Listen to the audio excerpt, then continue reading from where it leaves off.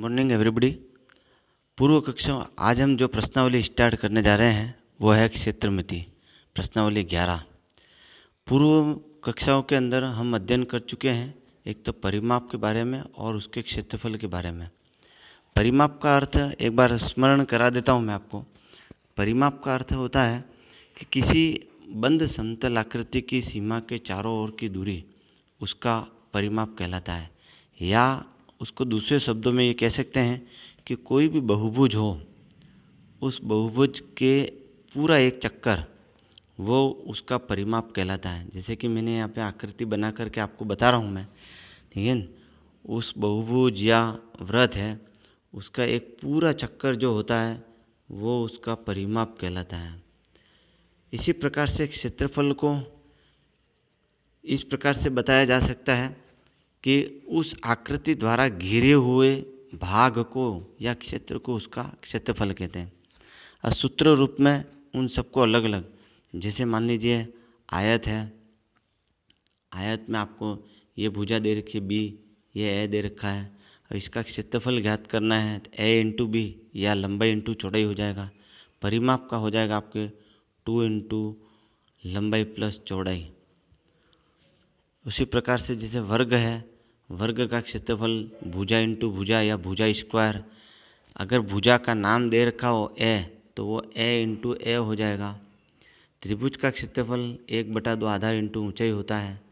समांतर चतुर्भुज का क्षेत्रफल आधार इंटू ऊंचाई होता है। वृत्त का क्षेत्रफल पाई आर स्क्वायर होता है। ये सब यहाँ पे आपको केवल स्मरण के लिए एक बार मैंने यहाँ लिख दिए हैं, उसको आप देख लेना। आयत का परिमाप, वर्ग का परिमाप, त्रिभुज का परिमाप, वृत्त की परिधि। हम इस प्रश्नावली के अंदर जो सवाल पढ़ने जा रहे हैं वो एक दूसरे से जुड़े हुए सवाल हैं। जैसे आप सवाल करोगे तो वैसे ही जानकारी हो जाएगी। प्रश्नावली 11.1, इसमें जैसे पहला सवाल जैसे दे रखा है, यहाँ पे 2 आकृति दे रखी है, एक है वर्ग और एक है आयत। संलग्न आकृति के अनुसार सवाल पढ़ रहा हूँ। एक आयताकार और एक वर्गाकार खेत के माप दिए हुए हैं, यदि इसके परिमाप समान है। प्रश्न में सबसे महत्वपूर्ण लाइन जो है वो यही है, यदि इनके परिमाप समान है, माप दे रखा है दोनों का, तो हमको क्या, तो किस खेत का क्षेत्रफल अधिक होगा। अब यहाँ अगर ध्यान से देखें तो वर्ग की तो चारों भुजाएं समान होती है, आयत में लंबाई दे रखी लेकिन चौड़ाई नहीं दे रखी है, तो वर्ग का परिमाप जो आएगा वो आयत का परिमाप होगा, क्योंकि प्रश्न में दे रखा है दोनों के परिमाप समान है। उस परिमाप से आपको सबसे पहले आयत की चौड़ाई ज्ञात करनी है। आयत की चौड़ाई ज्ञात करने के बाद ही आयत का क्षेत्रफल ज्ञात किया जा सकता है।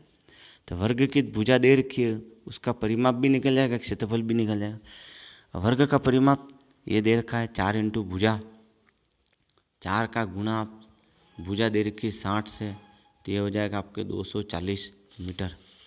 अब प्रश्न में आयत का परिमाप बराबर वर्ग का परिमाप, इसका मतलब आयत का परिमाप भी आपके 240 मीटर हो जाएगा। अब सूत्र रूप में आयत का परिमाप होता है 2 इंटू लंबाई प्लस चौड़ाई, ये बराबर 240 मीटर। 2 इंटू लंबाई की जगह 80 प्लस चौड़ाई बराबर 240।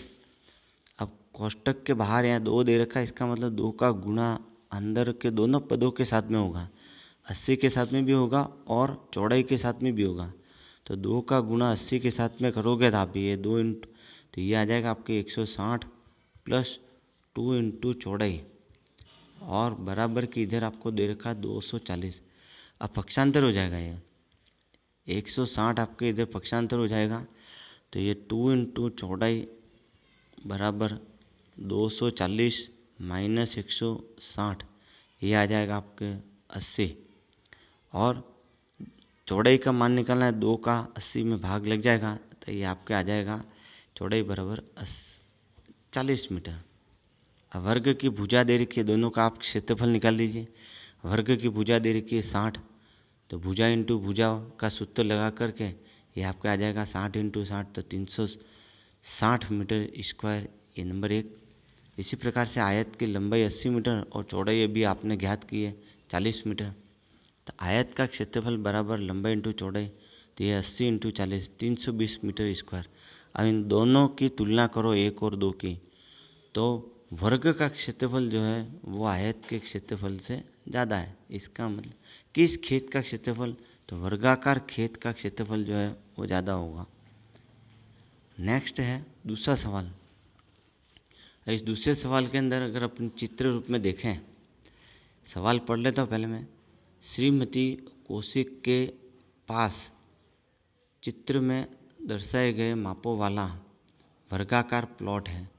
वह प्लॉट के बीच में एक घर बनाना चाहती है। घर के चारों ओर एक बगीचा विकसित किया गया है। 55 रुपये प्रति वर्ग मीटर की दर से इस बगीचे को विकसित करने का व्यय ज्ञात करना है। अब यहाँ ध्यान से देखें, वर्गाकार जो प्लॉट दे रखा है उसकी भुजा दे रखी है आपको 25 मीटर। प्लॉट के बीच में घर, उसकी लंबाई चौड़ाई दे रखी है 20 तो लंबाई है और चौड़ाई है आपके 15। दोनों का पहले आप क्षेत्रफल ज्ञात कर लीजिए एक बार। तो यहाँ वर्गाकार प्लॉट का क्षेत्रफल वही भुजा इंटू भुजा का सूत्र लगा करके, तो 25 इंटू 25 625 मीटर स्क्वायर हो गया। उसी प्रकार से अंदर घर का क्षेत्रफल जो आयताकार है उसका निकाल लीजिए। तो लंबाई इंटू चौड़ाई, तो 20 इंटू 15 ये 300 मीटर स्क्वायर हो गया आपका। अब बीच में बगीचे का क्षेत्रफल, जो बगीचा बना हुआ बीच में है ना, तो उसका क्षेत्रफल आपको ज्ञात करना है।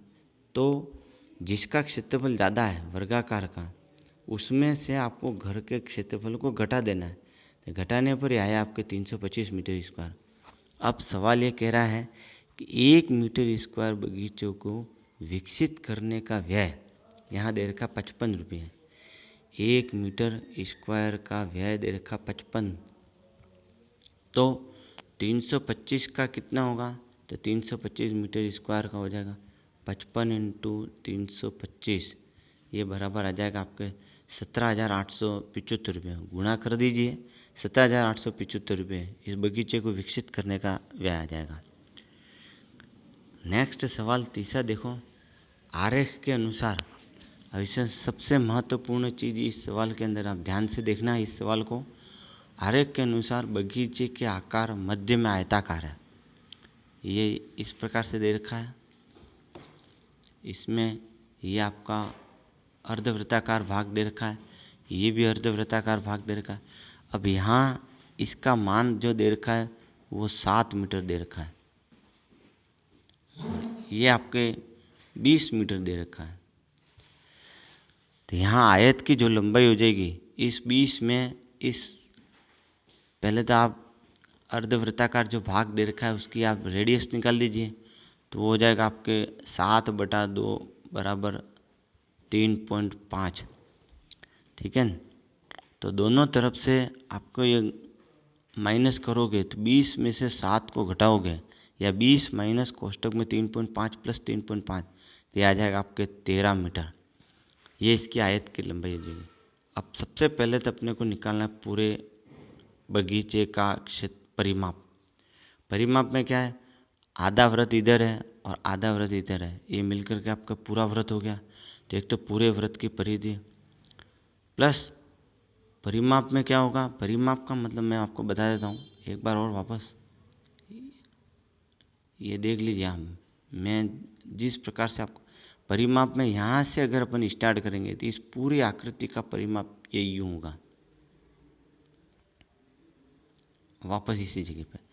इसका मतलब आधा वृत्त ये, आधा वृत्त ये, तो ये मिलके पूरा वृत्त, इसकी परिधि प्लस आयत की जो दोनों लंबाई इधर की और इधर की, मैंने यहाँ लिखा है वृत्त की परिधि प्लस 2 इंटू आयत की लंबाई, तो 2πr प्लस 2l। तो ये हो गया आपके 2 इंटू पाई की जगह 22/60 इंटू आर की जगह आपके आ गया 3.5 प्लस 2 इंटू 13, है ना।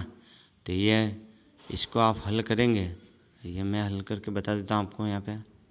तो ये है 2 इंटू पाई की जगह 22/7, आर की जगह है 3.5 प्लस 2 इंटू आयत की लंबाई 13। तो ये 7 एकम 7 और 7 5 35। अब यहाँ दशमलव के बाद एक संख्या है, तो इधर भी एक संख्या के बाद ये दशमलव लग जाएगा। तो 2, 22 और 0.5 का आप गुणा करेंगे तो ये आ जाएगा आपके 22 प्लस 13 और 2 का गुणा करेंगे 26, तो ये मिलकर के हो गया आपका 48 मीटर, ये परिमाप आ गया। इसी प्रकार से क्षेत्रफल निकालना है तो आधा वृत्त और आधा वृत्त मिल करके ये तो हो गया आपका पूरा वृत्त। पूरा वृत्त का क्षेत्रफल हो जाएगा पाई आर स्क्वायर प्लस लंबाई इंटू चौड़ाई, तो लंबाई 13 और चौड़ाई है आपके 7। पाई की जगह वही 22/7, आर स्क्वायर की जगह आपके 3.5 इंटू 3.5 प्लस 13 7 ये आ जाएगा 91, तो 7 एकम 7 और ये 0.5। अब इन सब का गुणा करोगे तो ये आ जाएगा आपके 22, 3.5 और 0.5 का गुणा करोगे तो ये आ जाएगा आपके 38.5 प्लस ये 91, तो ये मिलकर के आपको हो जाएगा 129.5 मीटर स्क्वायर इसके आंसर हो जाएंगे। ये देर का बगीचे का क्षेत्रफल जो कि मैंने अभी ज्ञात किया। ये इसी के साथ में गृह कार्य के मैंने सवाल दिए हैं, वो पूर्व कक्षा के आधार पर जो अपने को क्षेत्रफल और परिमाप ज्ञात करना था उसी पर मैंने सवाल दिए हैं, आप उसको देख लेना। कोई सवाल अगर नहीं समझ में आता है तो आप मेरे को पूछ सकते हो व्हाट्सएप के माध्यम से। नेक्स्ट टर्न में हम अगली एक्सरसाइज करेंगे। आज के लिए इतना ही काफ़ी है। Thank you.